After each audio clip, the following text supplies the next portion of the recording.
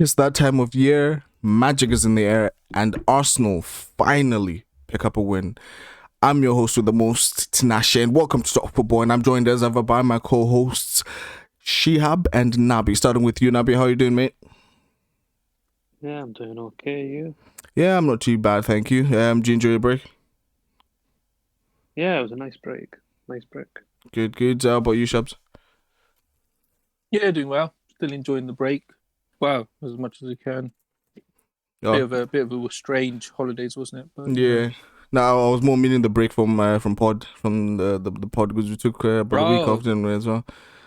Yeah, I'm not gonna lie to you Hasn't felt guys. like it's a week off. To be I fair. really enjoyed it, as you can imagine. I really enjoyed it, not having to come on here and try and. See our faces. Is that what it is? But no, not even that. It's just more just the aspect of trying to talk about Arsenal currently. But you've come back on now, the perfect time now, haven't you? Yeah, wow, it's just one win. But kind of as well as it could be. Yeah, I It guess. could have been. Yeah, that's true. But yeah, I guess with this particular pod, we didn't take predictions last time because there's quite a few games to do predictions on, and it would have been quite a bit of a spiel listening to me sort of battling out the predictions that we all gave in our players to watch. So I don't think we'll be doing the same this pod as well. But what we will do, double review. I think look at the last 3 fixtures. I think it was it 2 fixtures that we've missed. It's 2 fixtures, yeah. Everton and Chelsea for Arsenal. Sorry, I was thinking 3 because of the Carling Cup game with City. But yeah, it's 2 fixtures.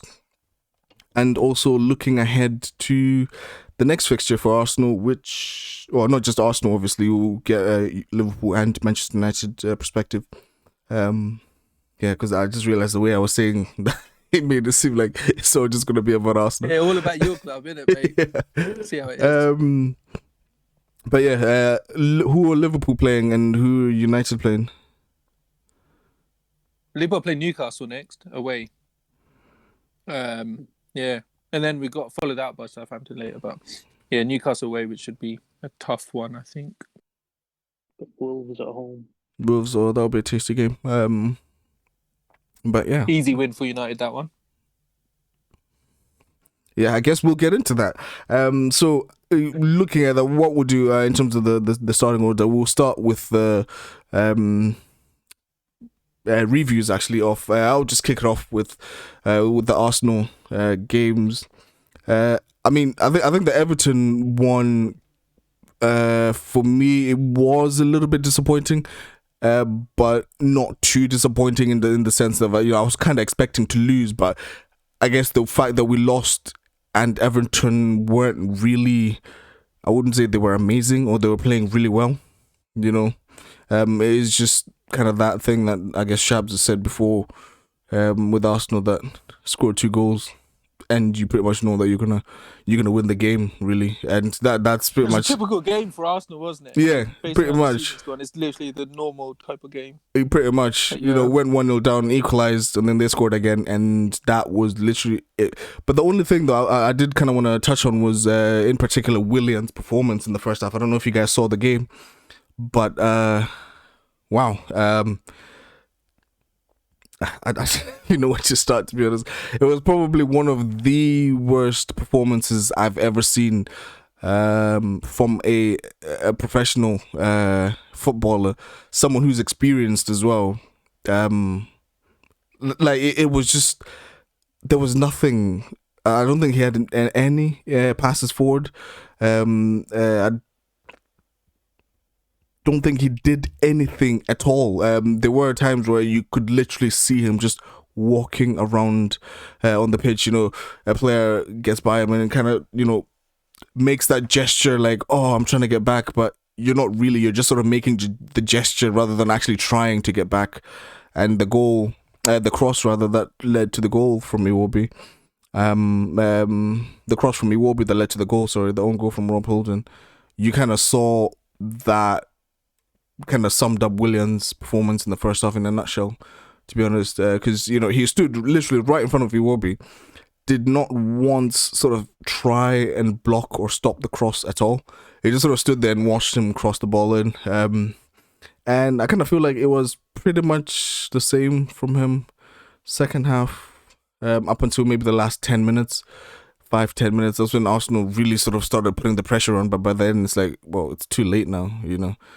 Why are we doing all this now? But yeah, that was for me. Like I said, it was a little bit disappointing because Everton weren't playing really well that day. It's just we were just pretty much going on trend, being as poor as we've been in recent weeks and months. So. Yeah, and I guess to quickly move on to what we'll do actually, we'll jump onto Liverpool as well. Shabs, you chat onto your first game, and then we'll come back to the second round of reviews after that as well. So our first game was Palace away, and that was all about the finishing, really. I think it was like 8 shots on target and 7 goals. Do you know one thing? Everything we hit went in, really. I wanted to say about one of those games. I didn't think Palace were actually that bad. It's just that your finishing was just I would say clinical. Yeah, so I would say in the first half, it was a pretty even game. Like, we went 1-0 up quite early with Minamino. And then they had a good amount of possession and chances, and they just didn't make it count. Like, the final pass was a bit wayward and stuff like that. And then near to the end of the first half, we had a couple more chances and scored a couple more goals. So we went in at 3-0 when really it was easily. It could have been a 2-2 or 3-2 kind of 2-2 type performance. Yeah. So it wasn't. It was quite. Both teams had big chances. We just made ours count. And then the second half, they tried to come on to us, but when you're 3-0 down at half time, and then we went and then got the 4th goal, that was game over by then, and heads are down, and it was pretty easy after that point. But even after that, like, the goals we were scoring, basically every chance we were creating, we were just scoring the goals. It was just one of those things. But it became a bit of a cruise control, and then Salah comes on, scores a couple himself. Gets an assist. I was so angry. It was a very easy game of football in the end. I don't know if you remember at half time. No, when the lineup came out, he smashed it afterwards. When the lineup came out, I was so angry. Why is he not starting? But then when he came on, got the double and an assist, I was like, okay, cool. I feel so much better now. Felt so much better. Yeah, he smashed it in the end. Like, everyone got their points worthy from that game. Like, Mane did well, Firmino did well, Salah did well. All 3 of them clicked. Brom got an assist and stuff. I think there was 7 different assists. 7 different players got all the assists, which I don't know if that's a record or not, but that's a pretty good one there. Ox came back into the team last 10 minutes, got an assist for Salah's second goal, which was like pinpoint top bins. But all 7 goals I actually thought were really good. Like, I know Crystal Palace heads might be going down and stuff, but all the goals I thought were pretty decent. Like the Mane, like Cruyff type turn goal.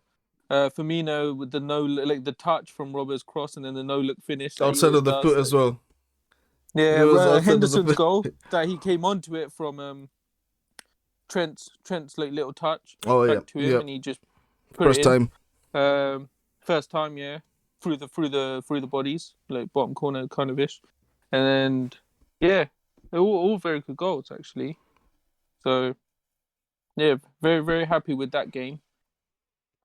But, the game after wasn't so great. But I'm guessing we'll go on to Naby's first game with United. How are you feeling with the lineup and performance as well now? I think, they played Leeds perfectly. I was actually I actually felt like disappointment at the end because they missed a lot of good chances.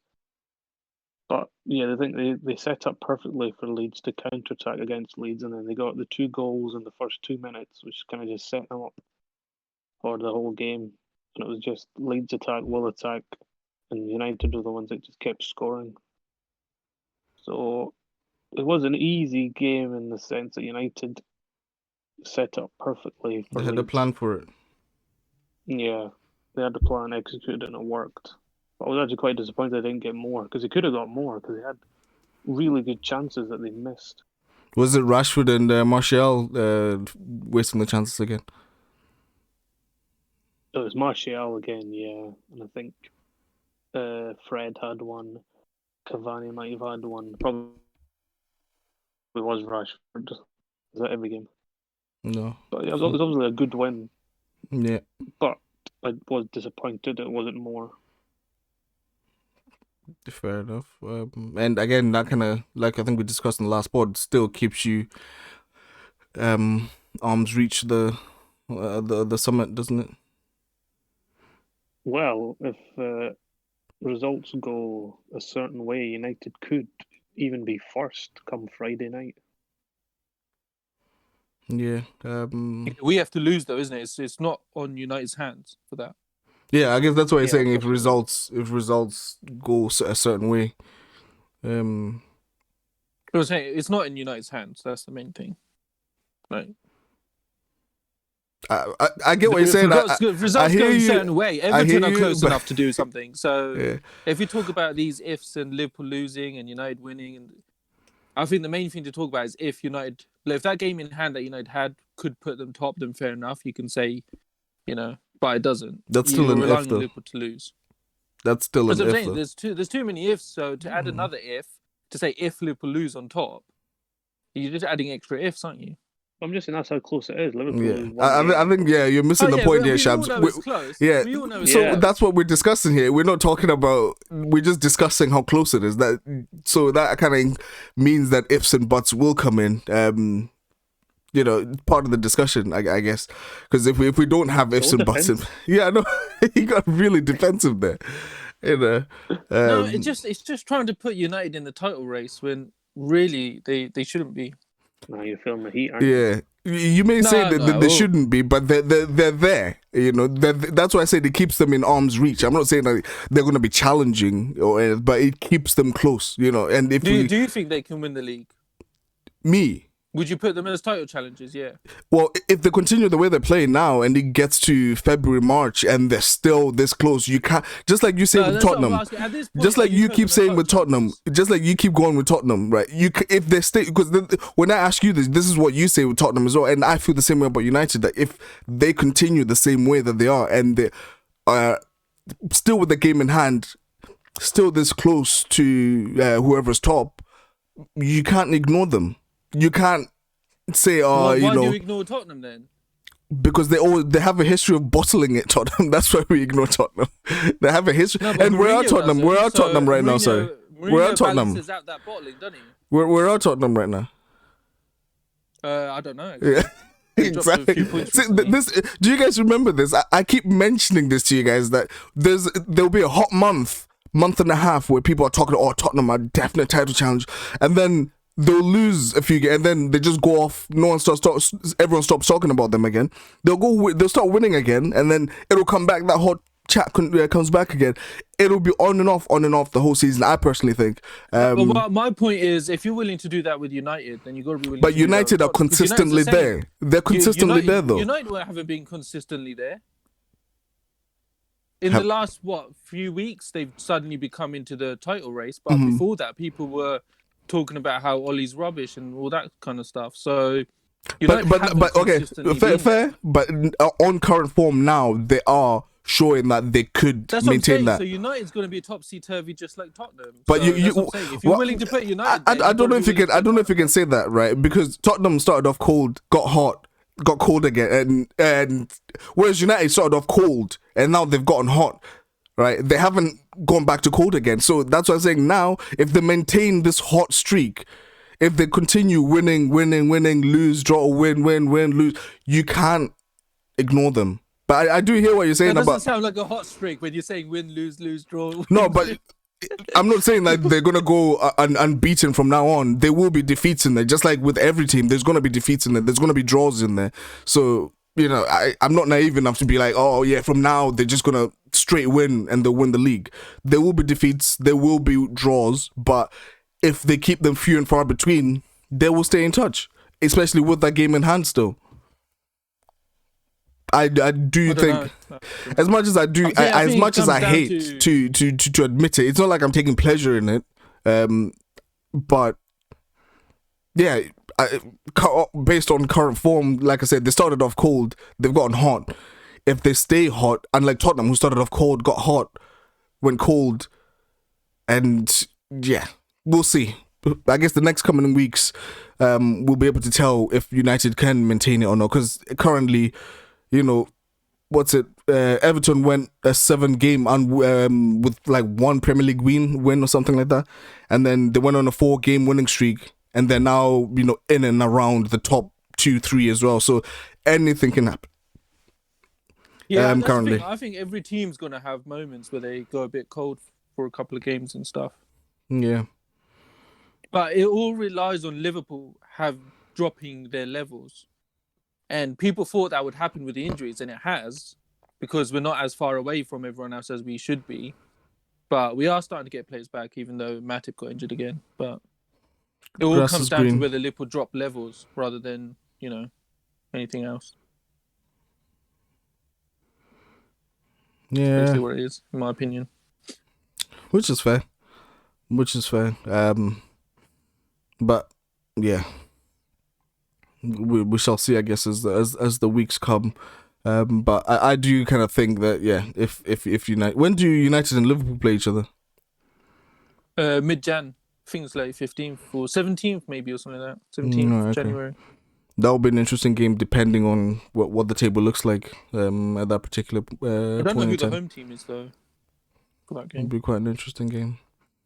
But anyway, Nabi, sorry, I don't know why I went on a United defense there. Nabi didn't even have to say anything. Oh, right, this is great. Anyway, do you have any more to say on that game? Sorry. Well, just to finish on that, they're maybe not a title challenge, but they're definitely like 2nd to 4th challengers. That's all I was trying to say. Be title challengers. Yeah, it's Liverpool's to lose, but if United keep themselves in the 2nd to 4th, then they're ready to pounce. Yeah. If that happens. Yep. If we come down with a lot more injuries, which, to be fair, the way it's going could happen, then yeah, United will be one of those teams that could pounce. It might not necessarily alongside be injuries. It might Tottenham, just be a poor game, you know, because Aston Villa happened before you had your biggest injury, really. So it may not No, but I necessarily don't think we be. would ever be in a situation where we would have a constant run of poor games. I think we're too good for that. I think it would have to take injuries for us to drop enough for United to pounce. Like the 1-odd game to lose and then going on a winning run of like 4 or 5, which is what we would do. Because we're too good to just lose like 5 games in a row, whatever it would be. But have United lost 5 games in a row? For example, I don't know. I'm just asking. No, they haven't lost 5 games. You know, why would they have lost 5 games? Yeah, no. So I guess the point I'm trying to add in that sense, it would be, yeah, it out of the teams that are currently there and thereabouts at the moment, obviously barring your Southamptons, Evertons, etc., I would sort of expect City, Liverpool, and United to stay pretty close to each other. I think City United will stay pretty close. I think Liverpool staying close, in my opinion, Liverpool staying close. Like, I'm not saying we'll end up 10, 15 points ahead, but I think we can go up to like 7, 8 points ahead of those sides. It just comes down to our injuries. Like, if we carry on having games where we're going to have to use Reece Williams like week in, week out, because Reece Williams on the odd game, fair enough. Reece Williams week in, week out. I think if we have to start doing that, then I can see us having like, say, two draws in a row and then that kind of stuff. And then that would allow United to pounce. But if we are able to keep hold of players and actually get some back, and the January window is coming up. Do you think? I guess that's another discussion. I think we can create a gap. I think we are by far the best team in the league. Yeah. Aren't you signing Thiago in January? Yeah, we are. Have you heard? He's coming in January. He's gonna, once he comes in, literally be able to play first game in January. He should do. Oh, his debut, yeah, that'll be good. He just had a trial run. That's all. And he passed his trial, so he's gonna come in January to play. Was it 1.5 game his trial was? Yeah. He needed he played half a game, but Chelsea didn't count, did it? So struggled with the physicality of it, didn't he? One No, he tackle did and now struggle. he's out for Yeah, months. exactly. If One that's what you call tackle. the physicality One of the tackle, and Premier League. he was like, "Oh, I can't do this." You know. Well, you know you're just baiting, so I'm not going to bite on that one, so it's fine. Let's move on. Yeah, I guess for me, the next game to chat about will be the Arsenal Chelsea game, which was this weekend past, actually, Boxing Day. For me, it was literally the, I guess, best Christmas present I could have hoped for. The lineup, I'm not gonna lie, I was nervous, but I was happy when I saw it, because it did. I guess we've all sort of been saying it here, that it does need refreshing, you know, because the old guns that Arteta's sort of been relying on haven't been performing. I mean, you have David Luiz and Willian, who are reportedly ill, so couldn't play, taking precautions, etc., etc. I mean, I think a lot of Arsenal fans have a little bit of doubt about that, because, you know, there's a lot of sort of rumours and chatter that there's something going on in the background between Arteta, David Luiz and Willian. However, yeah, how much truth is in that, we don't know. The club came out and said they're unwell, so they're not able to play due to the regulations. They have to sort of train by themselves, etc., etc. But yeah, like I said, read into that how much you will. But apart from that, also we had Pablo Mari come in as well, because Gabriel he came in contact with someone who tested positive for COVID, so he had to obviously self-isolate away from the team. What did you make of Mari's performance? I was really impressed, to be honest. I was really impressed. I guess there was a lot of doubt about him from Arsenal fans, understandably so, to be fair, because we hadn't really seen him. We'd seen him at City a bit, but then he got injured within like the first 15-20 minutes. So sort of difficult. And I think we saw him earlier on as well this year, well, in terms of last season, but again, was really difficult to sort of judge his performance, because I don't think it was a sort of a difficult team that we played. But I was really impressed. One thing that surprised me as well, similar to United, we played a high line against Chelsea, which meant, you know, we pretty much which is why I guess I was sort of disagreeing with what a lot of the rhetoric was with the pundits and people online saying, oh, you know, Chelsea were really poor, blah blah blah. I think it's because Arsenal made them look poor. I don't think Lampard was expecting Arsenal to play the way we did, to play a high line. I think he probably expected us to play a back three, but we played the back four, played a high line. I do think Chelsea played poorly, though. Like, I don't think it was down to purely Arsenal making them look poor. Like, it was Arsenal did like change it up, and with the youngsters, the high energy and all that kind of stuff. But I don't think it was all Arsenal. I think that Chelsea were pretty. Yeah, I would say maybe 70-30, 80-20. You would say that, though. Yeah. No, generally, I get what you're saying, but I'm literally, I guess, basing it on if you've watched the recent performances of Arsenal that we played, I would we discussed this briefly yesterday with Nabi. I would probably, for me, place this above the United performance as an all-round, because we did discuss this with the United game. We have our differences on who we thought should have won the game, etc., etc. But Arsenal, without a doubt, based on performance, this game deserved to win the game. Solely based on their performance. Whereas with United, you could probably argue maybe a draw, maybe an Arsenal win. You know, it's debatable. Whereas for me, I don't think the Chelsea game is debatable at all. You know, from the first whistle, within like 2 minutes, we had Martinelli sort of hitting a missed shot, which went wide, but better care. Probably could have been on target. Probably could have been threatening. So two trends I saw in that game as well with the United game. We started off really well. Started off with a lot of intent. So I guess this goes back to what I've been saying to you guys, that this is kind of how I feel Arteta wants his team to be in terms of a highline team, back four, and honestly the 4-2-3-1, the two guys that came in, Martinelli and Emil Smith Rowe, played really well, really well. Really impressed as well. And with Emil Smith Rowe, it's just someone who was picking up those pockets that we've not been able to recently. You know, it may not. We also got me thinking to one of the point that you made, Shabs, about Aubameyang, because obviously Laka played, scored, and one of Laka's better games when Aubameyang didn't even come on. And it made me, like I said, one of the points you made that with Auba, if he doesn't score, what else does he really offer? And I guess I was a little bit sort of resistant against that in the first place, but I think based on this game I kind of saw it. Whereas with Martinelli, he didn't score, but he offered so much more than just scoring. He offered a lot. Even Laka, even if he hadn't scored, he played so well, offered us a lot more than Aubameyang would if he played and doesn't score. I would say at this point, if Arteta sees Aubameyang's position as being left wing, I think Martinelli is ahead of him. Yeah. And I think Arteta would be wrong to take Martinelli out for Aubameyang. I think for the team's sake, Martinelli has to start on the left. Yeah. If you then find a way to get Aubameyang in somewhere else, maybe ahead of Laka, maybe not, but Martinelli has to start on that left. Yeah. I think there's no doubts about it.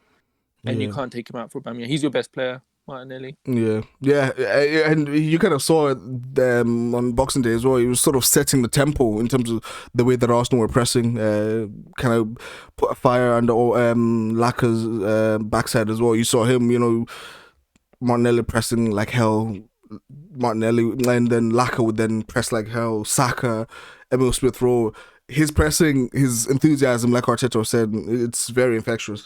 So I was really happy, to be honest, with the performance. Even if, say, we got a draw out of that game, I would have been disappointed because I would have wanted the 3 points. But it's one of those where, like, you know, I see a glimmer of hope. You know, whereas at the moment there literally has been none of that. Whereas that one, it's given me that little glimmer of hope that, you know, like you're saying, for me, I think next game you should stick to the same team and let the older guns fight their way back into the first year. I think for me his biggest mistake, obviously I do understand rotation currently in the current period that we're in, his biggest mistake would just be Willian comes straight back in, Aubameyang comes straight back in, and just slots everyone straight back in, takes out everyone who gave him the result against Chelsea. I think you should reward them by starting them again against West Brom, against Brighton, sorry. And then see where it takes from there. I'm not sure if you guys have anything else to sort of add on that. Not really. Just if Arsenal can keep it going, should be able to push themselves up the table. Yeah. If they can keep the performance levels to what that was yesterday. That's the question. Whatever day it was. Saturday. Yeah. So if they can keep their performance levels up, then they're bound to win more games. So, yeah, that's all I would say. We should be able to beat the teams around them. Yeah. And then move their way up. And they should continue with the youngsters. Yeah. But then will there eventually be an issue there that all the big earners are not going to be happy? Yeah. I'm joining Ozil. Yeah, I think one where he needs to sort of manage the Auba situation, because I agree with Shabs, he can't play Auba left wing because Martinelli is essentially locked down that position. You can't take him out. I think it's one of those, if he takes him out, there will be an uproar from Arsenal fans. I think it's gonna have to be Auba down the middle somewhere. Him and Laka alternating. And Saka looked comfortable on the right as well. I wanted to ask. I'm sure I said that over like a month ago to say, because a lot of the youngsters were doing well in Europe. And I was like, it's time to give them a chance. I'm sure I said that like a month ago. To be fair, like, and now he does. Arsenal fans have been calling for this, especially Emil Smith Rowe in the number 10, because that's his natural position, and he plays really well there. Gets a lot of goals and assists. Like yesterday against Chelsea, he got an assist. Even though, to be fair, I do say so myself, it was a bit of a fluke assist because that was Saka's goal. Even though Saka says he meant it, I'm not too sure. Yeah, he knows he didn't mean it because he laughed afterwards, didn't he? It was his right leg as well. I don't know if you saw the clip where he's saying it to Tammy. Yeah, it was his right leg as well. I'm like, he was laughing with Maitland-Niles afterwards, like because he wound him up. He knew he didn't mean it. But yeah, I'm like you. I'm not too convinced. But anyway, I guess it all still counts as an assist for Emil Smith Rowe, and he played well. I wanted to ask. Sorry. I was just going to say, on the subject of assists, did Tierney get an assist by diving? That's actually what I was about to ask. What were your guys' thoughts on the penalty? A dive. I'd say if the narrative is when it comes to Kane, that is clever. I'm going to say the same thing for Tierney. It's clever. It's clever. No, fair. I never actually thought about that. I've had enough of everyone saying Kane's narrative is always, he's clever. Everyone always does it. And then anyone else in it's a dive. So, it's clever. I like that. I like that. I never thought of it that way. So, yeah, he felt the contact. He went down. He said it himself. He's like, you know what? After when he was asked, was it a penalty? He was like, look, I felt the contact and I went down.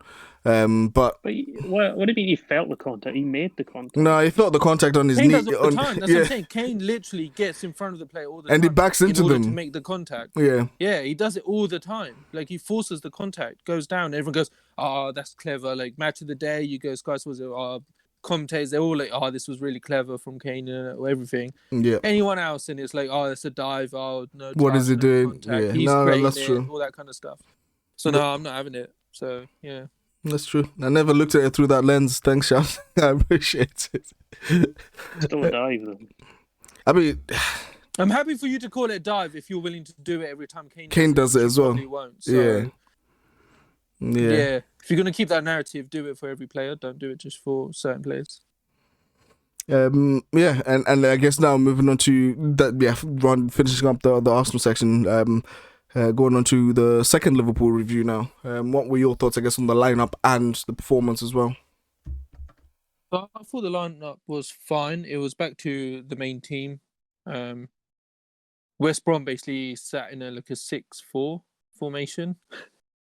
Basically in the first half. Basically their aim was keep it 0-0 or 1-0 as long as they possibly can, and then go for it at the end. Mm-hmm.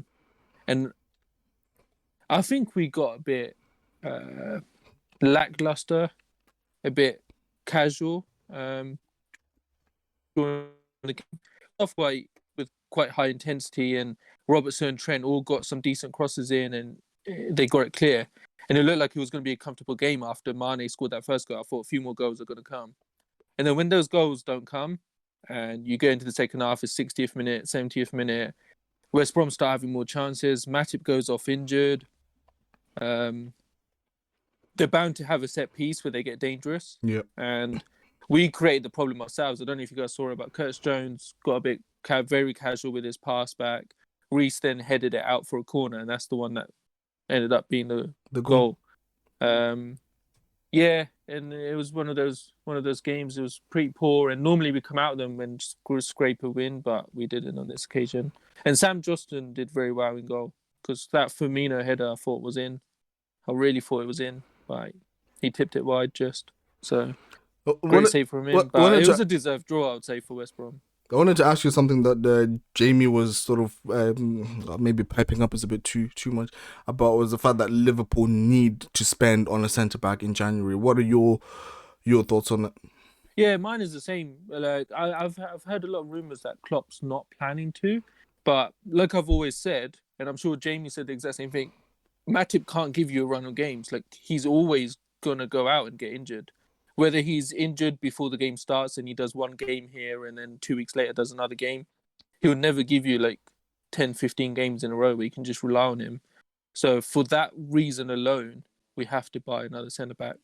If Matip was like the others and you can trust him to play every game, then I could understand Klopp saying, you know what, we'll just hold off. Mm-hmm. But because Matip's always injured anyways, I don't want to have Reece Williams starting like 4 or 5 games in a row. I just don't think that, because he's young, he's going to make mistakes. Yeah, it's that's just the thing. Natural. And as a defender, you don't want to be in a position of making mistakes. Like as a forward, you can go for it, and sometimes you make a mistake, but they got to get through the rest of your team. As a defender, one mistake, and that could ruin him. That could actually ruin him.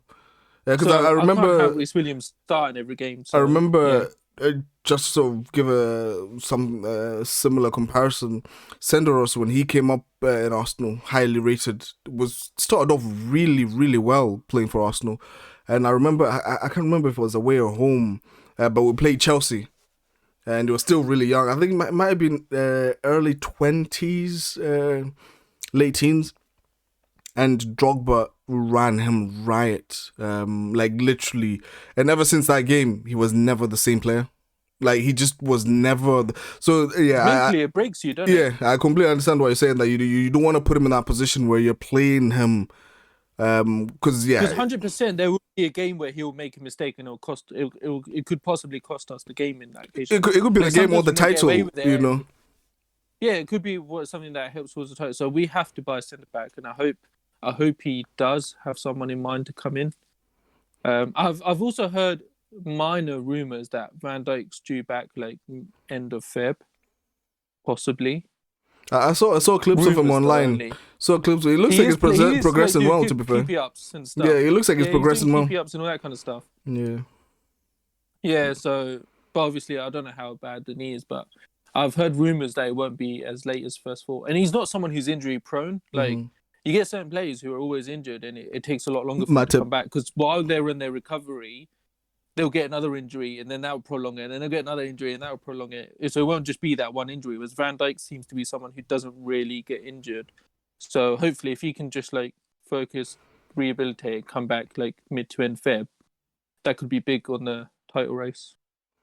And even just to be fair, like you might not even get him back. We need someone. You might not even say get him back fully fit, but in terms of the boost it'll give in terms of morale to the rest of the team, it'll be a huge boost to know that he's back playing. And the fan base as well. But yeah, But yeah, 100%. We need to buy a centre back. 100%. Like, there's no doubts about it.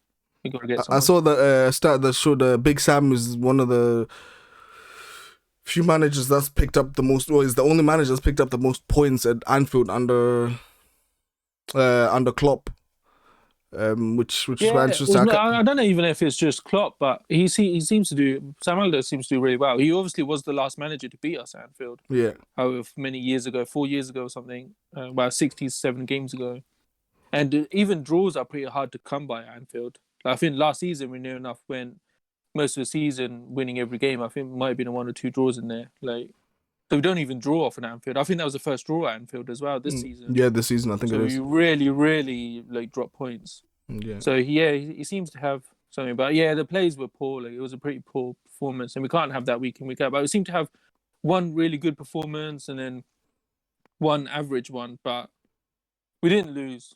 And we didn't drop any points against United. If we're talking about them as our title challengers. You didn't have Jota to rescue you. No, we didn't, because he's injured. I think it's a game that we needed Thiago, and possibly Shaqiri back fully fit might have came on as well. I wanted to ask you. Thiago, yeah. I wanted to ask you before we moved on to Manchester United. There's obviously now rumors and rumblings, and when journalists start asking these questions to the managers, there could be something behind it. We've discussed it on the WhatsApp, but we haven't discussed it on the pod. What are your thoughts and hearing that that Salah could potentially be wanting to leave Liverpool for Real Madrid or Barcelona? I don't see the reason to go to either of those two clubs right now, and I can't see either of them paying them. Barcelona definitely can't afford it unless they sell someone for big money, and Real Madrid, I can't see them getting Salah when he'll be 29 and he'll cost quite a lot of money, and there's no better place to go than stay at Liverpool. No, but what you need to look at it, him talking to Spanish papers, wasn't it? What I would say though, as you're speaking and looking at it right now from a Liverpool perspective, and you're currently the Premier League champions, I do get that, but there's going to be a certain level of bias.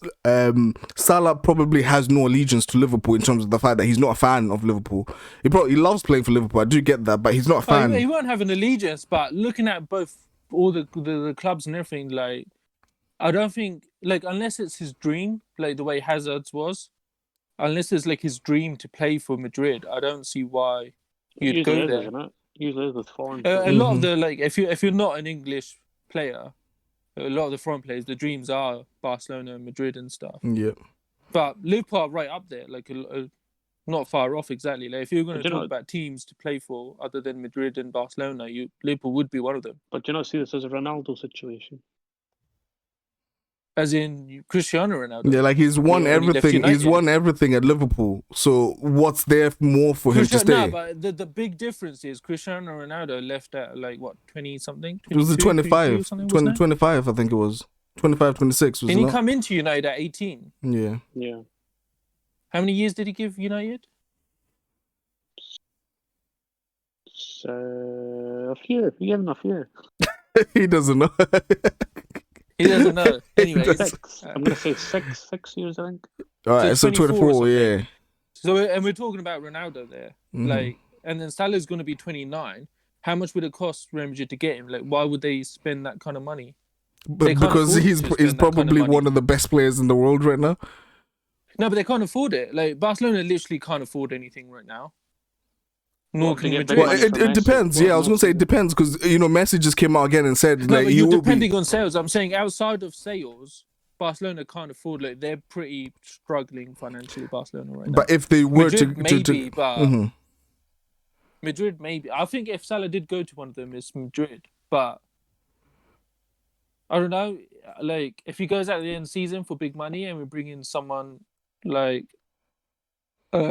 Giovanni Reina or whoever Klopp wants to bring in, I'll trust him to bring in whoever he wants to bring in and move on. Like, no, it's not the end of the world. Like, players do move on. He's 29. It's not like I would be far more outraged if we're losing Salah at 25, about to hit his peak. Yeah, fair. Like, obviously, he'll definitely be able to give 2-3 more years to us, at least. But if we cancel him, like, if we are able to sell him for huge money and get a very good replacement in who's like 21, 22 and get loads of years out of them, then fine. But I would also happily keep him as well. Like, I'm not worried about it at this point. Like, I don't see like his performances dropping or anything like that. If that's what the issue. No, yeah, it was just based on the fact that it seems like he was flirting a little bit with the. I think the flirting's been happening for like 4 years. Just like winking, winking at. In terms of the media, the chat's been there for a while. But like you said, Salah now himself has actually come out and said it. But we're talking the Spanish reports.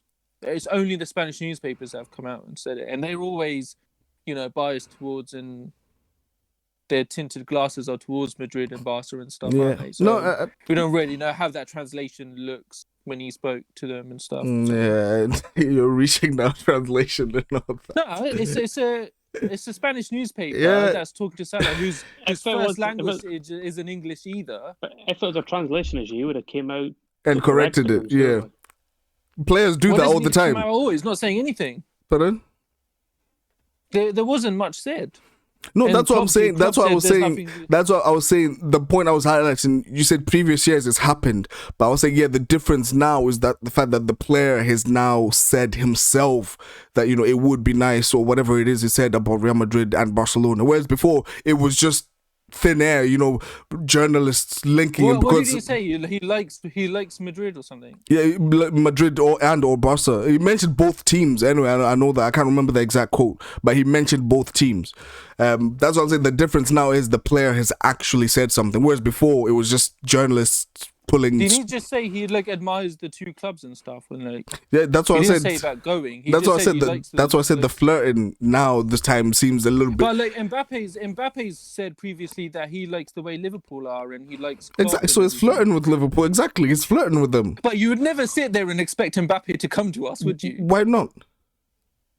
Would you really have that same sort of put it this way, right?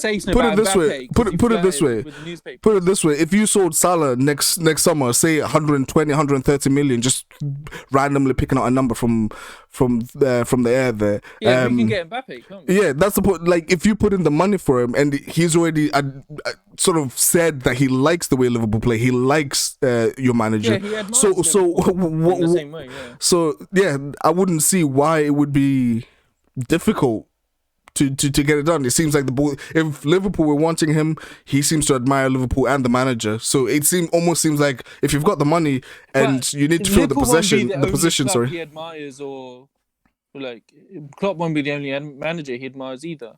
no, but he's the only one that I know that he's openly spoken about. I guess that's the point. That just like with Salah, is openly spoken about Barcelona and Real Madrid, which I guess, like we've already touched on, most foreign players do. Well, if Salah goes and Mbappe comes in, then great news. Well, who cares? You know what I mean? Like, it's not any worse for us. You can't really laugh at us like that. We lost Salah if we bought Mbappe. Yeah, which is true. You know what I mean? It's one of those things. Like, it's not worth thinking about right now because he'll be fine for the whole season. It's just at the end of the season when the transfer window comes in, if he does go, it was football news. We're a football podcast, so I thought we'd ask the question, discuss it. It's not big enough news for me. It's Spanish newspapers. Yeah. If Naby will understand that, you know, if his preferred newspaper, I won't name names because I don't want to shame him, but if his preferred newspaper obviously mentioned it, then obviously it'll be big news. But anyway, moving on. Spanish outlets saying moving on to the United game. Before we start, naming and calling out Spanish outlets, and we start getting sued left, right, and centre. Naby, what were your thoughts on United's performance and the lineup and performance? Sorry. Lineup. One surprise, performance good, result disappointing. So the lineup, I think the only surprise was Lindelof at right back, and I don't think he really had a good game at right back. You can see him when he was like running back, he'd run back towards the centre rather than to the right. Was like his natural way to go. So I don't think that worked. But the rest of the lineup was as expected. Great goal by Trenzibi, wasn't it? Your favourite player, isn't he? The Messiah. What a finish that was. Well, nothing he could do about it. Complete Vardy mishit into his leg. Nothing he could do about it. But yeah, it's a good goal by him. Well, but they should have won it. Like Rashford had two really good chances that he missed, especially the first one in like the first few minutes at a header. That such a good chance. Shocking how he missed that header. Yeah. Cavani gets them. Yeah, Cavani. And Greenwood, I would say. I was going to say, who would you trust more in front of goal? Sorry, just to quickly sidetrack. Greenwood or Rashford? Because Greenwood seems much more of a deadly finisher than... Yeah. He does, but I don't think he's played well lately. No, he has. I'm just meaning just in front of goal. In terms of pure finishing. Yeah. Yeah, sorry, Nabs. He's probably the best. I'd say Greenwood. Yeah. In terms of finishing. Yeah, I think Ollie said a few times. Other players have said it that Greenwood is one of the best finishers they've seen. Yeah, the Van Persie-esque, isn't he? Yeah. But on the game, I think once they'd got themselves to 2-1 up, I think it is disappointing for them that they couldn't see it through. And Leicester did get the fortune when Vardy mishit it. He mishit it into Twanzebe's leg. But I wouldn't say it was a bad result. He meant it. He meant for it to be an OG. Yeah. It's one of those techniques that you just, you go for it. You want to hear off the player goes in. Baffles the keeper, doesn't it? Well, it was De Gea, so he would be baffled anyway. I was just about to ask who was it. Henderson saved that, is that what you're saying? Henderson saves the first one, definitely. No chance. That was a good goal from Harvey Barnes. Yeah, but I think Henderson saves it all day long. It was also Bruno's mistake, that first one. He lost the ball, didn't he? He tried to put it through Ndidi's legs. Yeah, I think he got... I know there was a little bit after that, but it was Bruno that lost the ball. Yeah, but nobody's blaming Bruno. But at least he's not doing what Jose did with Dele Alli. I don't know if you guys saw it. Just to sidetrack. He went at him, didn't he? Yeah, but that's the thing. Like, he lost the ball and like Stokes at the edge of Stokes' box or something like that. And then Stoke had to go through the whole team, the defense, midfield, everything, go the other side of the pitch and score. And still, Mourinho was like, nah, it's your fault. But anyway, sorry, Naby, I digress. What was I saying? But no, I don't think there's a bad result. Just in this, Leicester are a good team. They should have won it, but they got the draw. So it's just like the City game. And when I said the draw isn't a bad result, depending on what came after, and what came after was wins, which made that draw look a good draw. So it's just it'd be the same here. This will be a good draw against a top team if they can go on and win the next games they've got coming up against Wolves and Aston Villa.